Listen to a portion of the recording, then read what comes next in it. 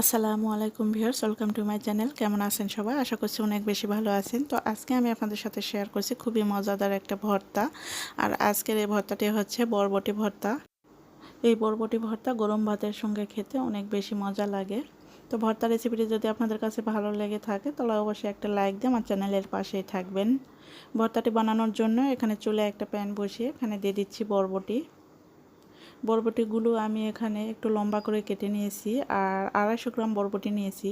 দিয়ে দিচ্ছি 7 থেকে 8টা কাঁচামরিচ, হাফ কাপের মতো পানি দিয়ে দিচ্ছি।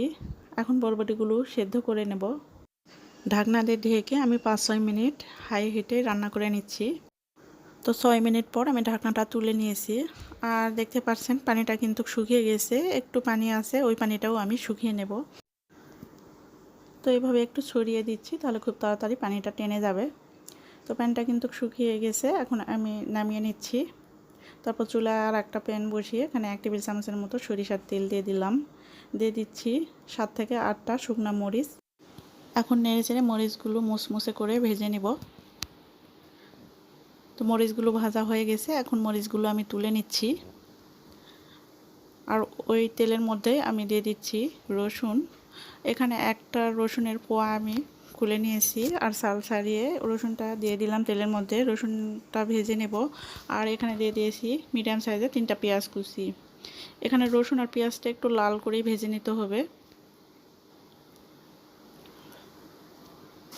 তো একটু আলাদা আলাদা করে দুই সাইডে দিয়ে দিয়েছি রসুন আর পেঁয়াজ কুচি। একটু আলাদা করে ভেজে নিয়ে তারপরে একসঙ্গে মিক্স করে ভেজে নিচ্ছি রসুন আর পেঁয়াজ কুচি। তো পেঁয়াজ আর রসুনটা একটু লাল হয়ে এসেছে, ভাজা হয়ে গেছে। এখন আমি পেঁয়াজ আর রসুন কুচি তুলে নিচ্ছি। তারপরে ওই প্যানের মধ্যেই কিছুটা তেল আছে, ওই তেলের মধ্যে আমি দিয়ে দিচ্ছি ভাপিয়ে নেওয়া বরবটি। তারপরে এখানে পরিমাণ মতো লবণ দিয়ে দিয়েছি। লবণটা আমি হাফ চা চামচের মতোই দিয়েছি। তারপরে একটু নেড়ে চেড়ে ভেজে নিচ্ছি, তাহলে বরবটির কাঁচা গন্ধ থাকবে না আর ভর্তাটা খেতেও কিন্তু অনেক বেশি ভালো লাগবে এভাবে ভেজে নিয়ে ভর্তাটা বানালে। তো কিছুক্ষণ এভাবে নেড়েচেড়ে আমি ভেজে নিচ্ছি। 3 থেকে 4 মিনিটের মতোই ভেজে নিলেই হবে, এর থেকে বেশি ভাজতে হবে না। আর চুলার আঁচটা একটু মিডিয়ামে রেখেই এই বরবটিগুলো ভেজে নিচ্ছি। তো দেখতে পাচ্ছেন বরবটির কালারটা কিন্তু সবুজই আছে এখনও।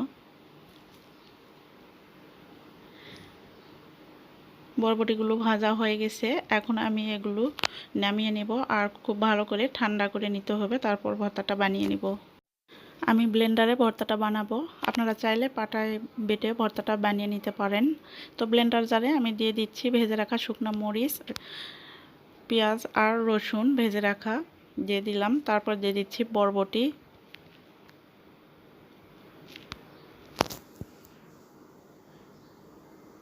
এখন এগুলো ব্লেন্ড করে নিচ্ছি। তো ব্লেন্ড করা হয়ে গেছে। তো দেখতে পাচ্ছেন ভর্তাটা আমার তৈরি হয়ে গেছে। আর এই বরবটি ভর্তা খেতে কিন্তু দারুণ লাগে গরম ভাতের সঙ্গে। আর এইভাবে যদি বরবটি ভর্তা বানিয়ে খান তাহলে বুঝতে পারবেন যে কতটা মজা হয়েছে। তবে আপনাদের কাছে কেমন লেগেছে এই বরবটি ভর্তা অবশ্যই কমেন্টস করে জানাবেন। ভর্তা রেসিপিটি যদি ভালো লাগে লাইক কমেন্ট শেয়ার করে দেবেন। আর এইরকম নিত্য নতুন রেসিপি পেতে আমার চ্যানেলটিকে সাবস্ক্রাইব করে পাশে থাকা বেল আইকনটি প্রেস করে দেবেন। আজকে এখানেই বিদায় নিচ্ছি। সুস্থ থাকবেন, ভালো থাকবেন। আল্লাহ হাফেজ।